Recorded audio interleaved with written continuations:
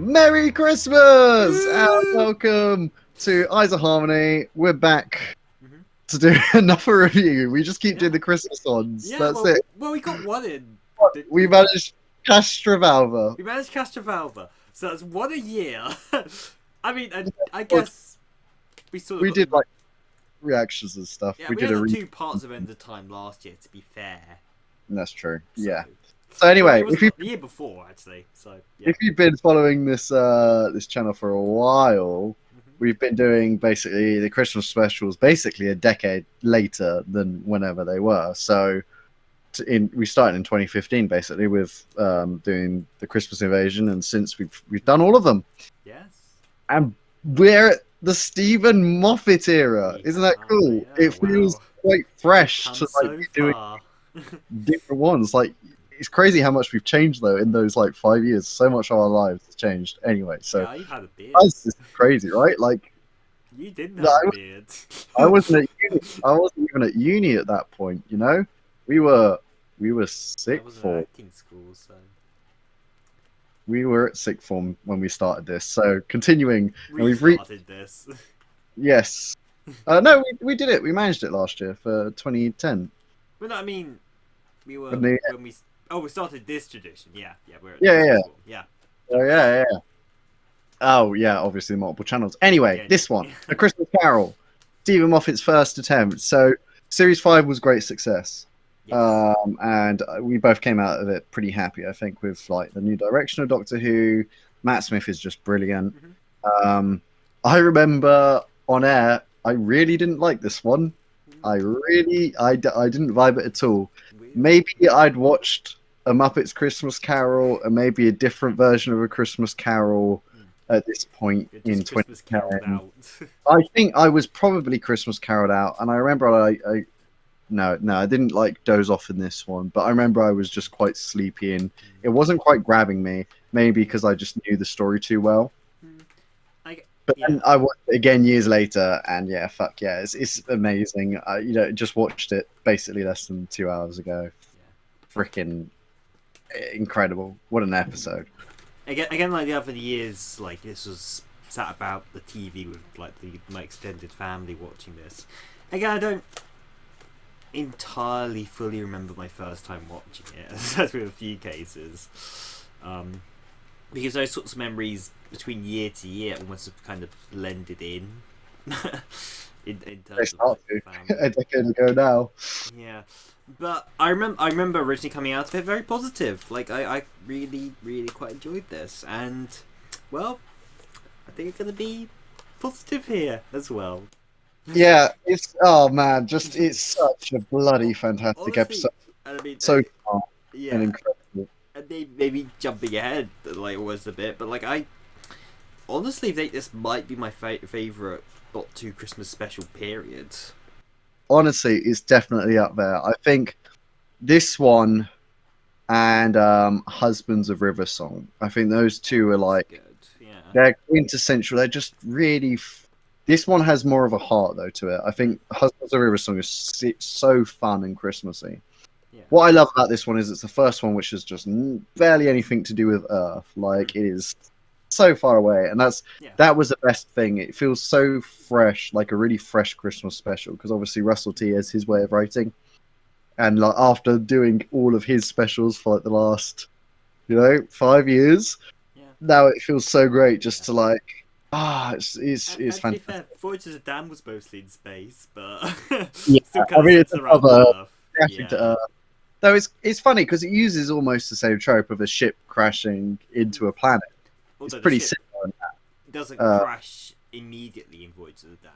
Whereas No, here it's slow. like Yeah, instantly we're in the middle of this crashing spaceship heading towards, well, in the mid amongst clouds at this point. We don't know what it's. Well, I mean, we see the planet first off. That's the first shot. Yeah, but, it so we looks know great. kind of it's crashing into the planet, but Yeah, yeah. this and yeah, we see Amy and Rory. It's the dialogue is so good in this. Like, there's so many really funny lines, and Matt Smith in this episode. It's just I miss him as the Doctor. Like seeing him like in this episode, I I kind of like, with hindsight, like Matt Smith and Peter Capaldi as well, they just get even better and better with like the hindsight. And like watching this, I'm like, bloody hell, Matt Smith was such a find, like from a barely unknown actor, like absolutely incredible in this role. I love the bit where it's like, big button things, I've got it written all over me. Well, not really, but if you give me a crayon and some time, like it's such a, it's like, like, it reminds me of like Robin Williams, how quick his jokes are. Like if you're not paying attention, you'll miss these really, really funny lines. And I found myself smiling. Definitely nails the comedy, but also in this episode, also the more subtleties and the, I guess, of course, more sadder moments. I mean, the Doctor doesn't let it show with his face so much, but you could tell with a lot of these, when he's like...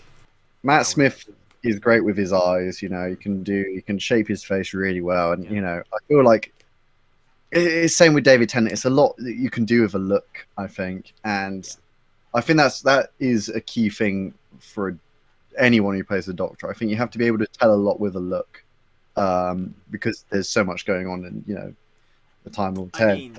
After a certain point, because there was a point where you couldn't even really make out the facial expressions properly on the TVs of like a certain day. But... Yes, that's true. But so Kazran, Michael Gambon as Kazran is amazing casting. Right, yeah. Just straight up, what an introduction! How he just like dismisses the president.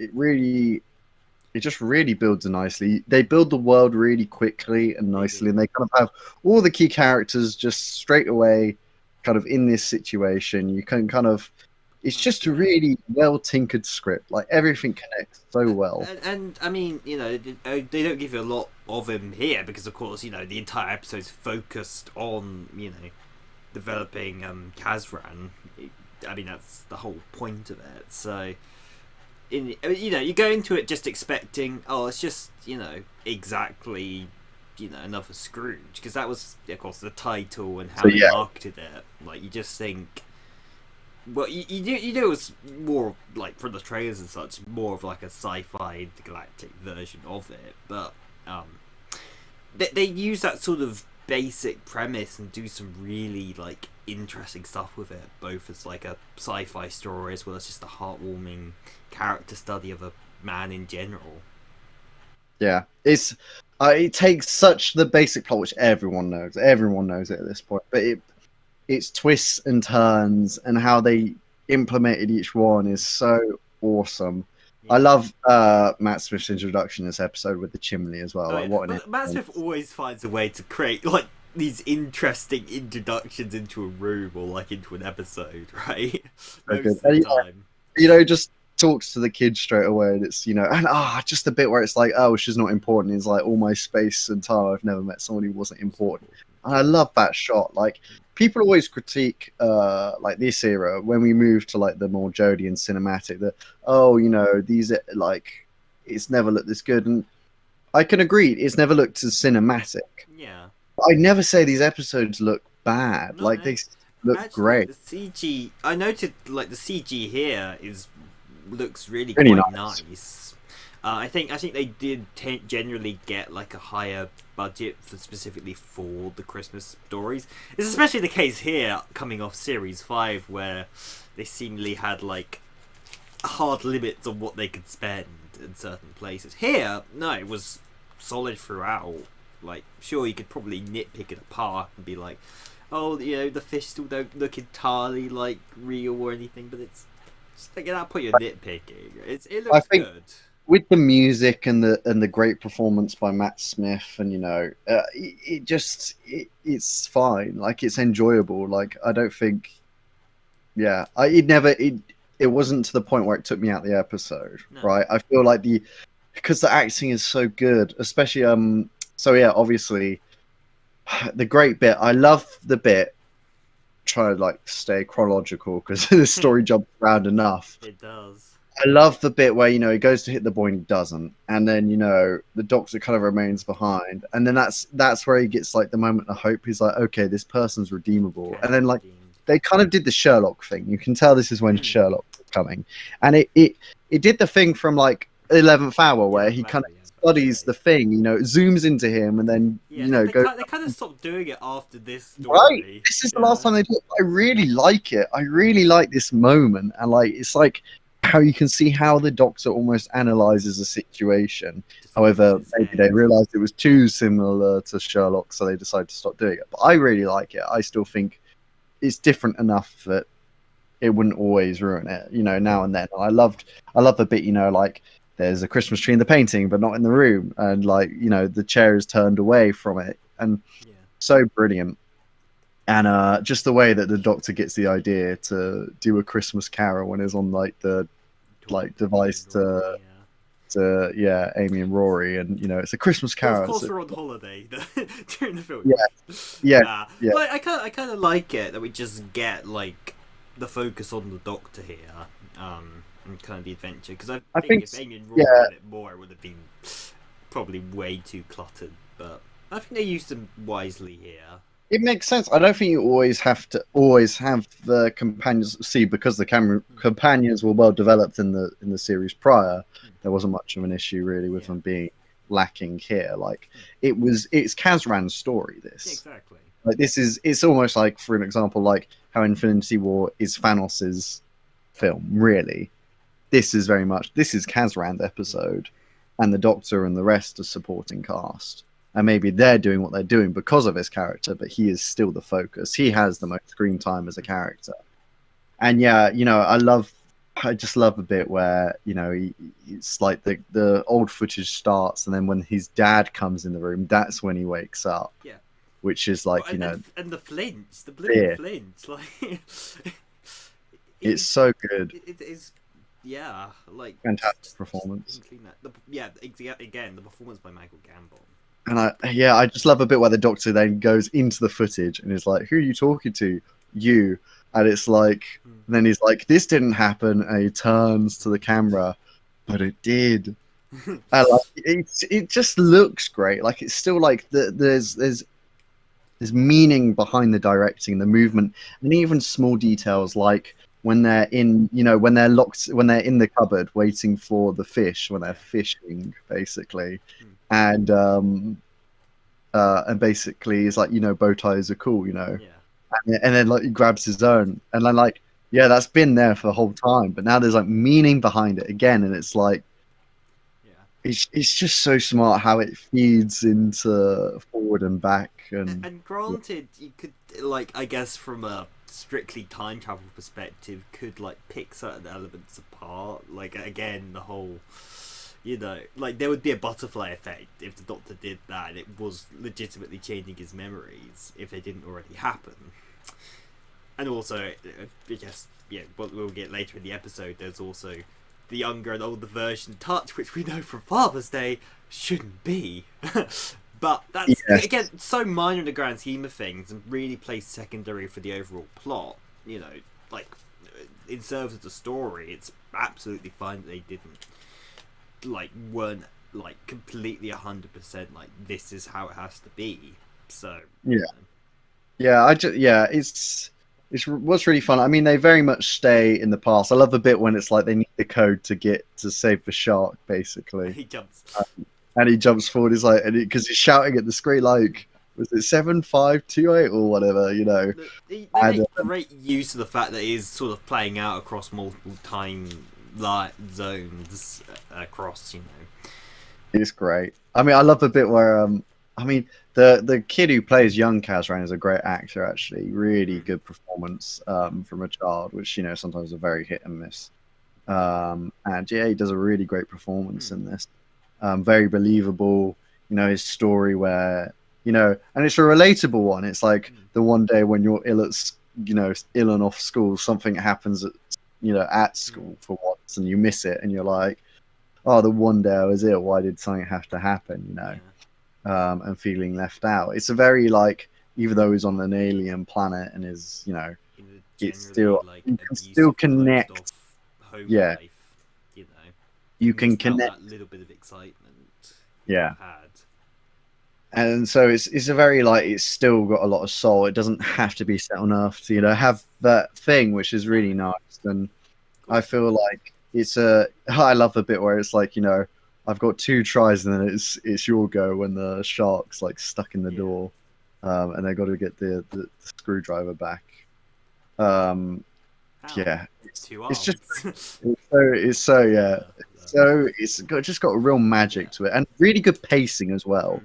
I never find it dragging at any point, even though for like A Christmas Carol, they spend the massive majority with the past, basically. And that, like, it really is like, I think Moffat was enjoying himself so much, he got to like page 40 and it was like, shit, I've got to get through the other 2 in 20 minutes. Ah! But then it works so beautifully. I love the transition of all the Christmases as well. It's so lovely to see. And then it makes sense how Kazran still kind of ends up how he does. Yeah, and it's like how the painting changes though from the dad to Abigail, and then back again. Yeah, that was smart.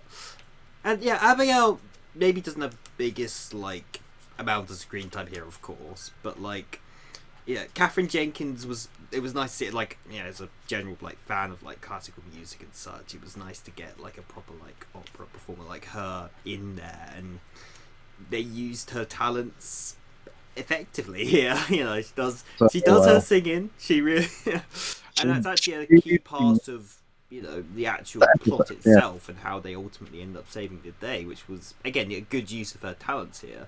But they had like so many like really great like, well, the actors. Though she's of course not an actress exactly, but they use her talents well. Good enough performance. I feel like at least when you're a singer, you can somewhat feel the emotion when you're singing. So I think when you're saying the words, at least there's some similar kind of methods of getting that emotion out. I mean, yeah, absolutely beautiful voice, and I love the song that Murray Gold wrote, which was the first one since the Stowaway, I think, which was Voyage of the Damned, which you mentioned. But yeah, I love the scene with like the meal with her sister and kind of the Doctor's whole card trick. I love that one. Then he put it inside the cracker and it's still not the right card. Like, just great. And the whole relationship and how they built that up was a good transition as well. Also, while all that was happening in the past, like the fact that Kazran in the present is then finding like items and various bits of like memorabilia from the past as he's looking around his room and like picking up certain things. Like, again, it's a really great use of the fact that you've got 2 events happening at different times, like at the same time. Yeah, it's like as you look at the photo, the memories are being made, kind of thing. It's almost like he's writing it himself as he looks at the pictures. He was like, "Oh yes, and then this happened, and then that happened." And it did actually happen. It's not just him making it up, It's almost like he's making up a story in his head, and then, it goes sad. But then, I love a bit where the Doctor gives him advice to kiss Abigail. And it's like, just act shaky and a little bit nervous. Well, if it's part of a plan, you'll feel better about it. The fact that Kazran's like trying to get the Doctor's advice on a couple of minutes. It's like, or should I comfort her? I don't know. Yeah, I don't actually know. Matt Smith is just unbelievably on fire in this episode. I just got to note, like, particularly like, I think it was around like when they go off and fly about the sleigh, like with the shark. I just have a note because I was actually writing notes for this for the first time in a long time.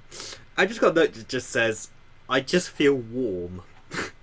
Yeah, right. Like, it's just happy.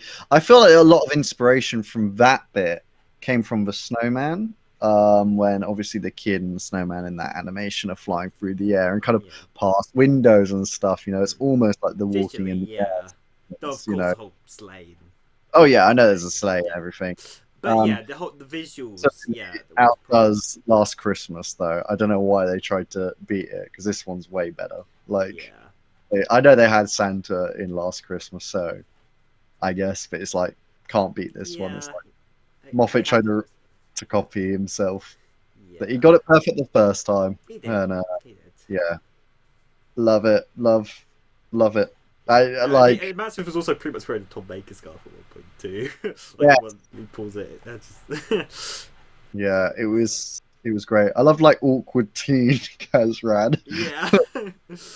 His puberty, and you can tell he fancies her. But like just the transition, all the Kazrans work so well. Like all of them work really well together. And I mean the Christmas present, like having them sing Silent Note on the ship, and they haven't told them it's not going to help. Like it's just really chilling, and you just get a lot of feeling from this episode. It makes you feel a lot, which is good drama. At the end of the day, that's what you want.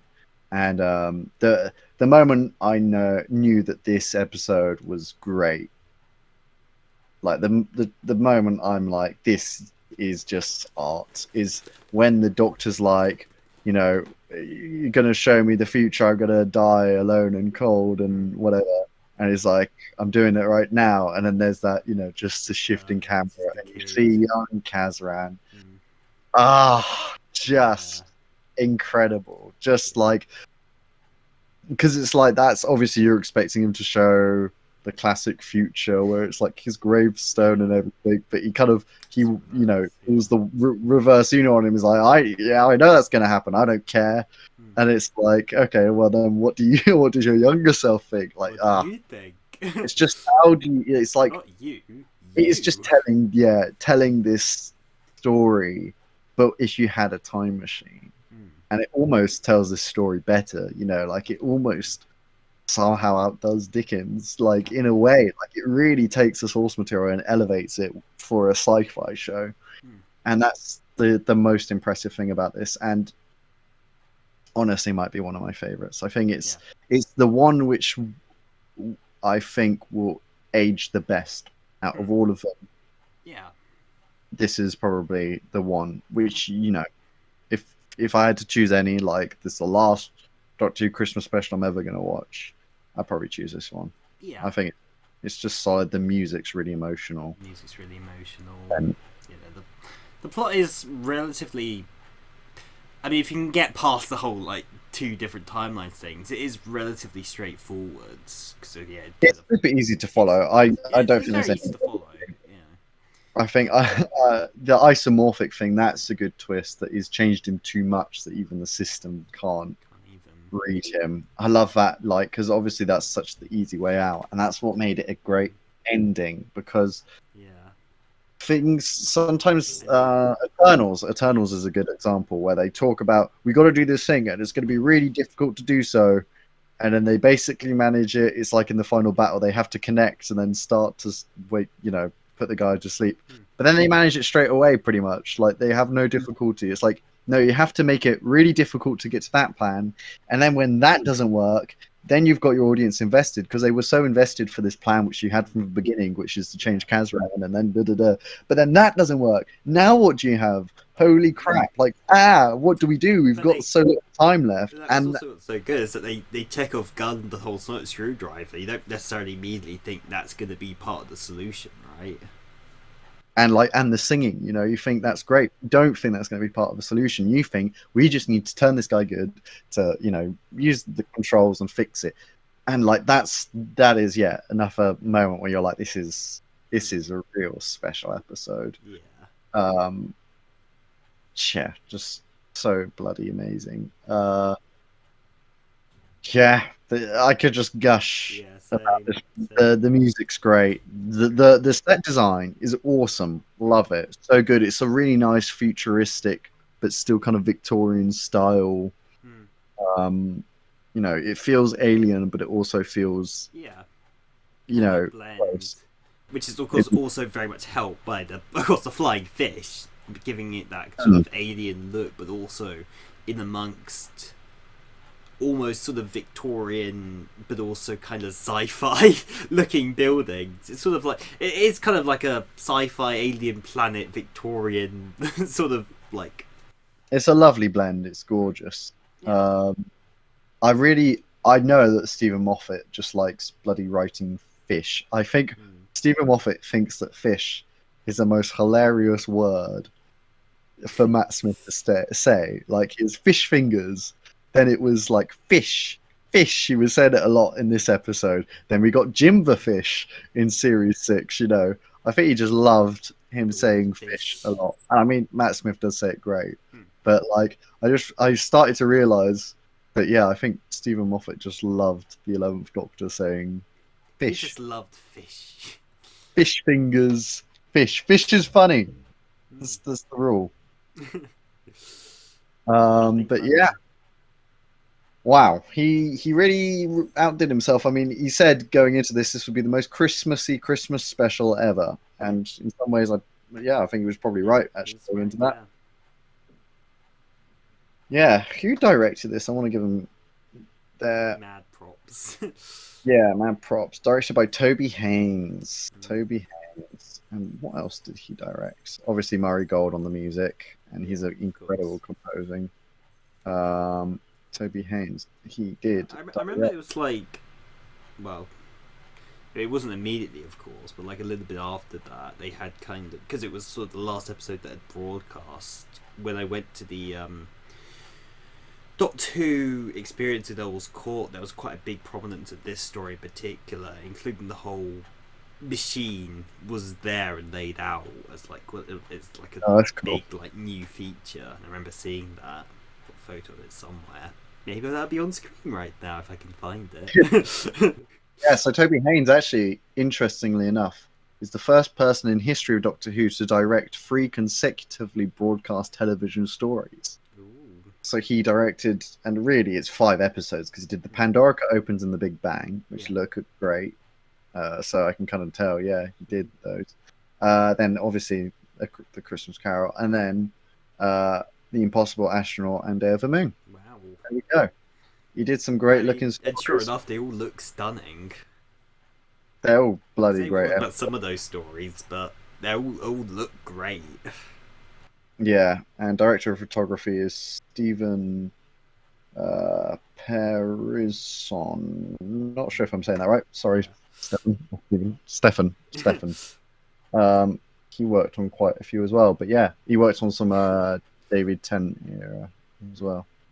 But yeah, some stuff. Yeah, he did the Big Bang, Christmas Carol, Crimson Horror, Day of the Moon, Dinosaurs on a Spaceship, Widow in the Wardrobe, Good Man Goes to War, Snowmen, Town Called Mercy. So he worked quite a few times with Toby Haynes. They got a good partnership, those two. Great stuff. Also, Loved Doctor nearly gets married again. Oh yeah, Matt Smith absolutely is getting all the ladies apparently. Doesn't have any good advice for kissing them, but I mean, was it a real chapel? Certainly kiss him. But Arthur Darvill's promoted to main cast actually in the opening credits. Yeah. For an episode he doesn't have much in, he got into the main credit sequence. But it's nice. It's nice to see the but I love him. He's great. With like even with the small material that he has, he always makes me smile. Yeah. You know, definitely. I mean, but why are they in those costumes? I used to like Mickey a lot, but obviously that just it's just uncomfortable to watch now. So After Dark is my favourite now for male companions of the early revival era. I just can't believe it's a decade ago. 10 years. I was 13. I was 13. Oh my goodness me, that's crazy. And I guess I just don't have much else to say. I just really enjoyed this episode. It was very like I said, this is my favourite Christmas episode the Doctor has done. Like, particularly like having watched it again, like that really confirms it for me. I don't know if I said things to the contrary in like previous years. So I was probably like, oh yeah, Christmas Invasion or something. But in retrospect, this one. Well, I think every year since we've ranked the Christmas specials of where we put them. So I think I know I put The End of Time really high, and Voyage of the Damned very high. Remember. Well, put them on screen now. Go back to End of Time Part 1 and put what our ranks were. I mean, it won't help us now, but I think right now I would put Christmas Carol top. Yeah. I would put Voyage of the Damned second. End of Time Part 1 third. Christmas Invasion. No. Oh God, I forgot about the next Doctor. The next Doctor, Christmas Invasion, Runaway Bride. Okay. That'd be my running order. Even though I enjoy Runaway Bride, that I still like it a lot. I don't remember whether or not I said this last year's special or not, but like my opinion on Voyage of the Damned has kind of gotten worse since I rewatched it, and like the more I've thought about it, the sort of less of it I've thought of it. Although I still like a lot of aspects of it, and just how far it goes with it. So it's probably certainly not going to be top now. But yeah, this one, like Christmas Carol top, Christmas Invasion second.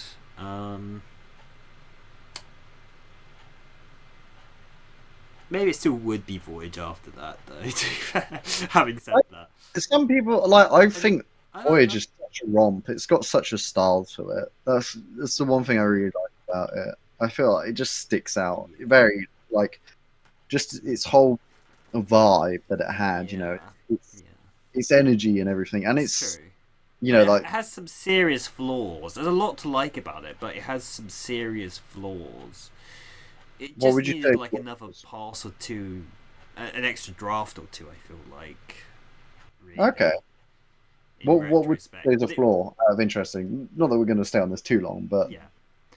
Well, like I think everybody kind of brings up the whole like so many people die in one like area in particular, rather than having it properly spread out over the course of the episode. Oh, like so many die in that bridge moment. Yeah, that's one of it. I suppose, but I mean, there's a few other things. I know, but it sort of felt like something. I mean, that was just kind of like a key example that I can think of, but like that immediately comes to mind. But like the pacing wasn't all there. Like there are some great moments and some great scenes and some great character things. It just, I don't think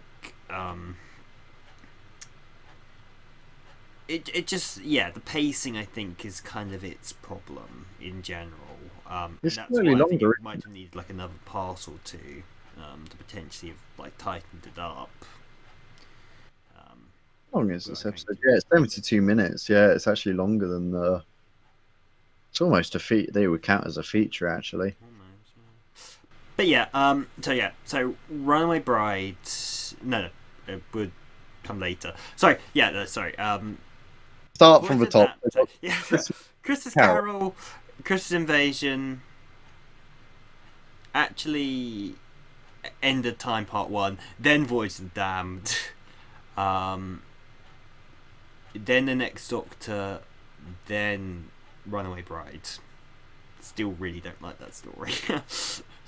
I still enjoy Runaway Bride, but mainly because the Donna is just. Oh yeah, she's great, but like, and I like the rack. And if this was the only story she'd in, I'd hold that in like that as a more important factor. But we have far better stories with her and far more development. Oh, for sure. I mean, but yeah, she was fantastic. Oh, yeah.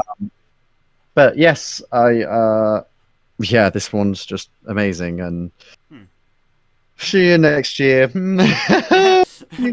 We'll see. Weirdly, though, I remember I did watch The Doctor, the Widow, and the Wardrobe on a rewatch, and actually enjoyed it quite a bit more than live broadcast.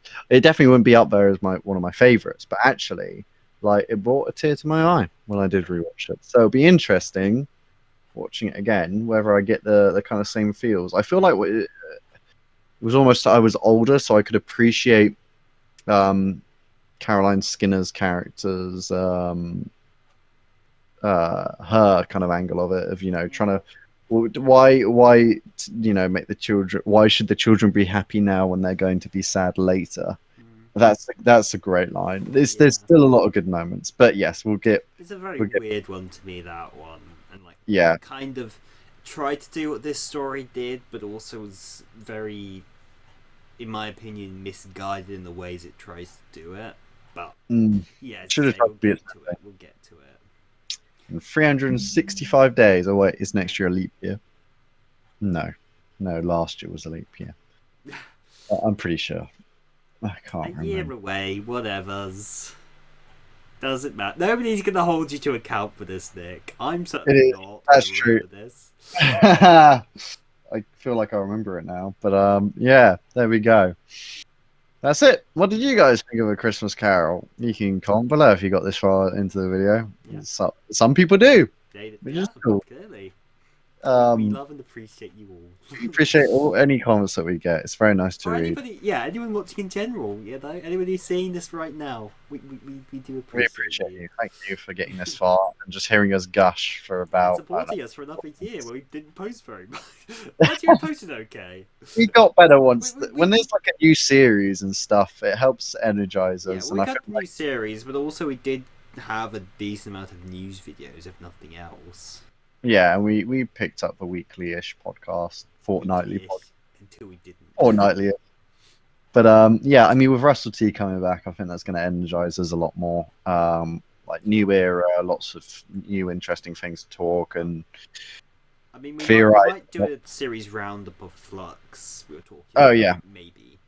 Yeah, probably in the new year to Yeah. give like a month or two, just to let that settle and see how sink we feel. in. And we got other ideas which, you know, we've thrown about, which could happen or could not happen Yeah. sometime in next year. I still have Hopefully. unopened packs of Dot 2 Battles in Time cards sitting back there. Yep, we'll do those eventually. We'll get And hopefully, maybe we can manage 2 classic reviews for next year.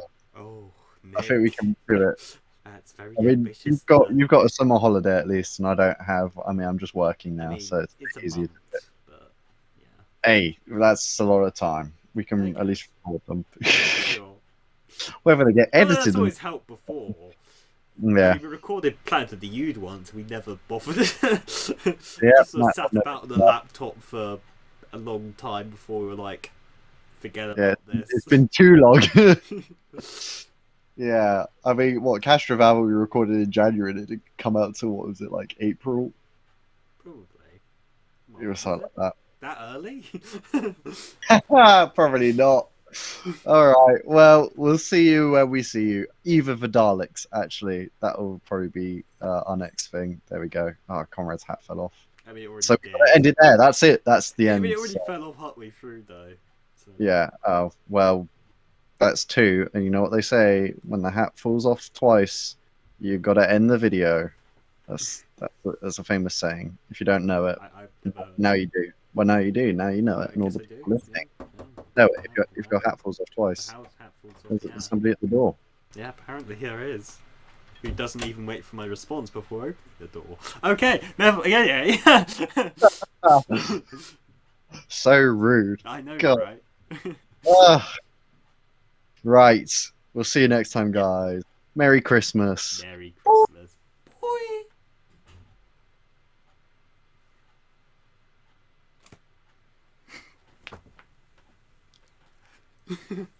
Okay.